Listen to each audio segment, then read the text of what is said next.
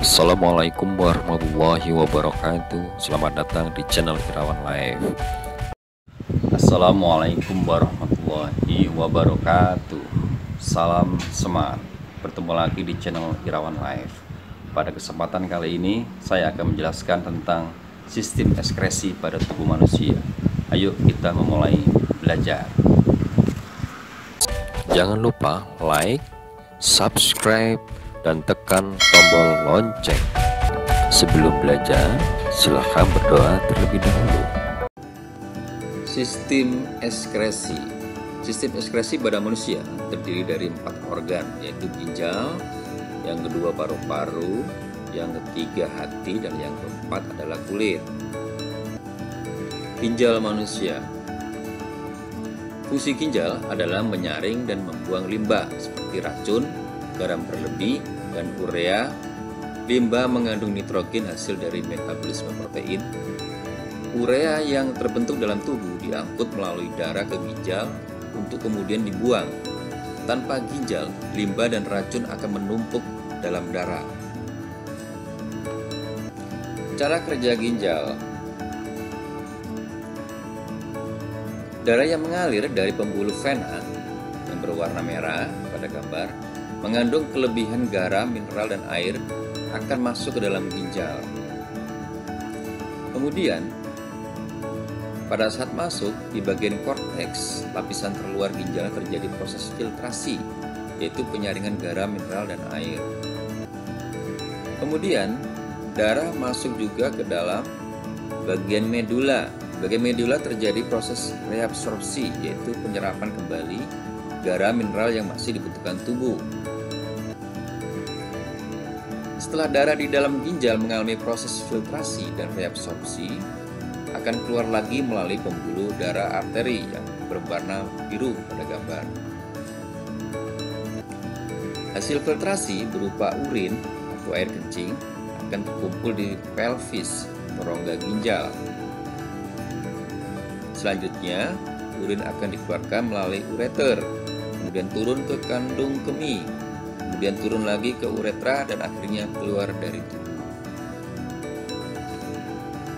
Proses penyaringan darah di dalam korteks. Ini adalah korteks kulit ginjal, lapisan terluar dari ginjal, fungsinya melindungi ginjal, tempat glomerulus dan tubulus. Di gambar tampak glomerulus yang berbentuk bulat dan tubulus yang berbentuk pipa panjang.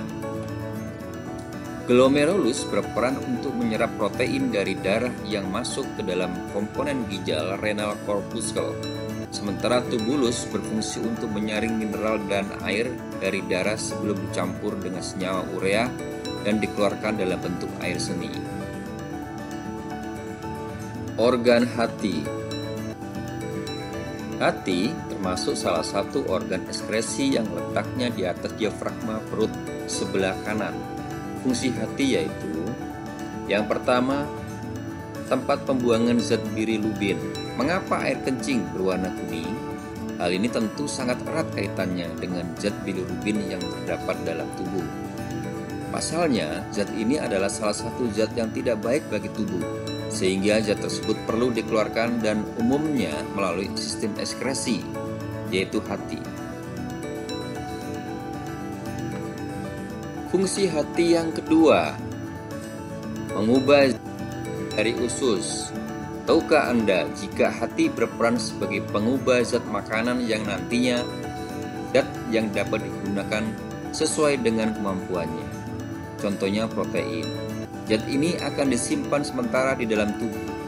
Protein berguna untuk mengganti sel-sel tubuh yang rusak, lalu dikeluarkan guna membantu perbaikan sel yang rusak itu. Fungsi hati. Fungsi hati yang ketiga, penghancuran sel eritrosit. Perlu Anda ketahui bahwa hati selain berperan dalam pembentukan sel darah merah atau eritrosit, hati juga memiliki peranan sebagai penghancur sel darah merah fase tua atau memiliki kualitas yang kurang baik. Nantinya, sel darah merah yang baru akan diproduksi kembali. Darah yang sudah hancur akan diubah menjadi cairan empedu. tampak di gambar berwarna hijau bulat. 4. Fungsi yang berikutnya mengontrol sirkulasi tubuh. Anda perlu tahu bahwa hati juga memiliki peran penting sebagai pengontrol sirkulasi tubuh menjadi normal dan lancar. Hal ini berkaitan dengan darah dan pengaturan suhu yang ada dalam tubuh. Fungsi hati yang kelima yaitu membunuh organisme dan antigen. Apabila ada sesuatu yang secara tiba-tiba menyerang imun tubuh, maka dapat dianggap hal tersebut sebagai benda asing atau patogen. Perlu Anda ketahui bahwa hati memiliki peran sebagai penawar racun. Hati bekerja membunuh organisme serta antigen yang dinilai sebagai benda berbahaya untuk tubuh. Fungsi yang keenam, mengontrol gula darah. Kandungan zat yang mengandung glukosa berlebih akan diproses di dalam hati. Proses itu merupakan sebuah konversi pengolahan glukosa menjadi glikogen. Jika tubuh membutuhkan glukosa, maka hati akan siap digunakan untuk mengembalikan konversian dari glikogen menjadi glukosa. Fungsi hati yang ketujuh yaitu menyimpan vitamin. Ada 2 jenis pelarutan vitamin diantaranya yaitu jenis vitamin yang mudah larut dalam lemak seperti vitamin A, D, E, dan juga K. Serta ada juga vitamin yang mudah larut dalam air seperti vitamin C dan juga B. Jenis vitamin yang dapat larut dalam lemak tersebut nantinya akan disimpan dalam hati sebelum diedarkan ke bagian organ tubuh lainnya. Fungsi hati yang ke-8 yaitu mencegah penggumpalan darah. Jika seseorang cedera, maka dia akan mengeluarkan darah. Lalu setelah beberapa saat, pendarahan tersebut dapat berhenti. Hal ini berkaitan dengan peran fibrinogen dan juga protrombin yang dihasilkan oleh hati yang bekerja guna menutup luka serta mampu mencegah terjadinya penggumpalan darah. Apabila hal ini tidak dilakukan, maka darah akan terus mengalir keluar. Tentu ini dapat membahayakan bagi tubuh manusia. Organ ekskresi yang ketiga yaitu paru-paru. Paru-paru termasuk salah satu organ ekskresi yaitu mengeluarkan gas CO2, karbon dioksida, dan uap air hasil sisa metabolisme tubuh saat kita bernafas. Urutan proses pernafasan. Urutan masuknya udara atau pernafasan manusia dimulai dari hidung. Udara masuk melalui hidung, kemudian masuk ke faring, kemudian masuk ke laring, masuk ke trakea, kemudian masuk ke bronkus, kemudian masuk ke bronkeolus, dan terakhir masuk ke alveolus. Saat udara masuk ke dalam alveolus terjadi pertukaran O2 atau oksigen dan CO2 karbon dioksida yang dimaksud dengan proses difusi. Kemudian CO2 beserta uap air dikeluarkan kembali dari paru-paru menuju ke rongga hidung dan akhirnya keluar ke udara. Organ kulit. Kulit termasuk salah satu organ ekskresi manusia. Kulit merupakan organ terbesar yang terdapat di seluruh permukaan tubuh dan terdiri dari beberapa jaringan yang berfungsi spesifik. Fungsi kulit adalah sebagai pelindung tubuh dan reseptor terhadap rangsang. Selain itu, kulit berfungsi sebagai alat ekskresi, yaitu mengeluarkan keringat sisa dari metabolisme. Fungsi kulit selain sebagai pelindungan juga mencegah dehidrasi, penerima rangsangan luar, menyimpan lemak, mensintesis vitamin D, menghasilkan bau dan penyamaran, pengaturan suhu, dan homeostasis. Kulit terdiri dari lapisan epidermis, dermis, dan hipodermis.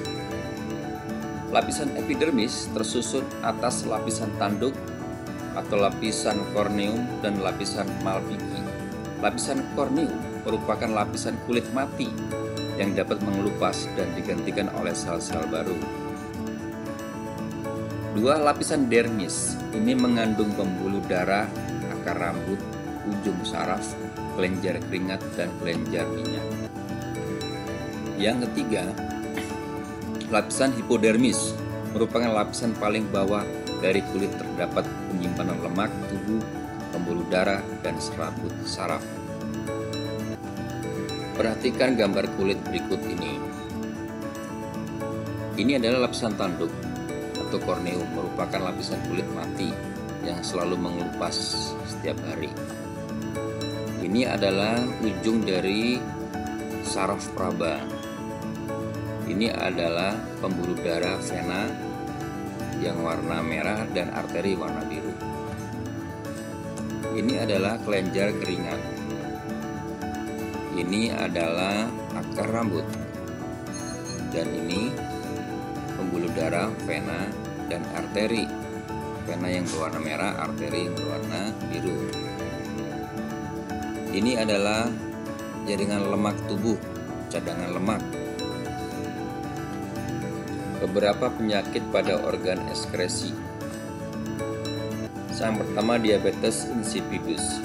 Diabetes insipidus adalah gangguan yang menyerang salah satu organ terpenting dalam sistem ekskresi. Penderita diabetes insipidus mengeluarkan urin terlalu banyak karena kekurangan hormon ADH, antidiuretic hormone.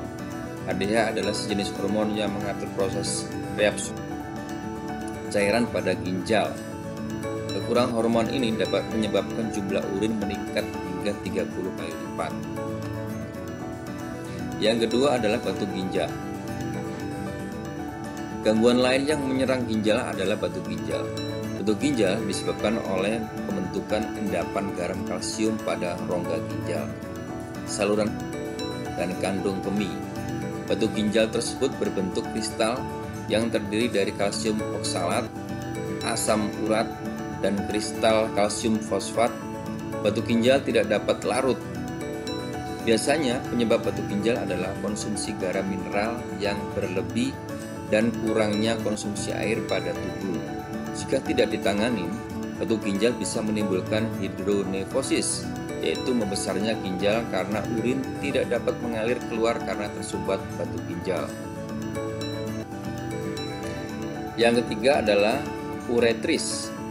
Organ lain dalam sistem ekskresi adalah ureter, yaitu organ yang menyerupai tabung. Ureter memiliki otot untuk membantu urin disalurkan dari ginjal menuju kandung kemih.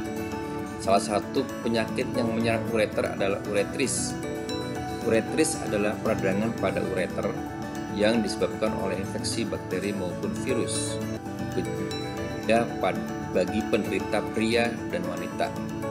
Pada pria, gejala uretris adalah adanya darah pada urin dan air mani. Selain itu, terdapat rasa terbakar ketika buang air kecil.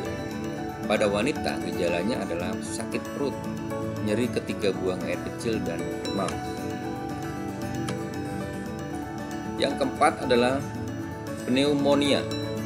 Paru-paru termasuk dalam organ pada sistem ekskresi karena merupakan tempat pertukaran oksigen dan karbon dioksida. Salah satu penyakit yang menyerang paru-paru adalah pneumonia. Pneumonia disebabkan adanya infeksi oleh bakteri, virus, atau jamur di alveolus. Pneumonia menyebabkan oksigen susah masuk karena alveolus yang merupakan tempat pertukaran oksigen dan karbon dioksida dipenuhi oleh cairan. Asma adalah gangguan pada paru-paru yang mungkin sudah familiar kita dengar.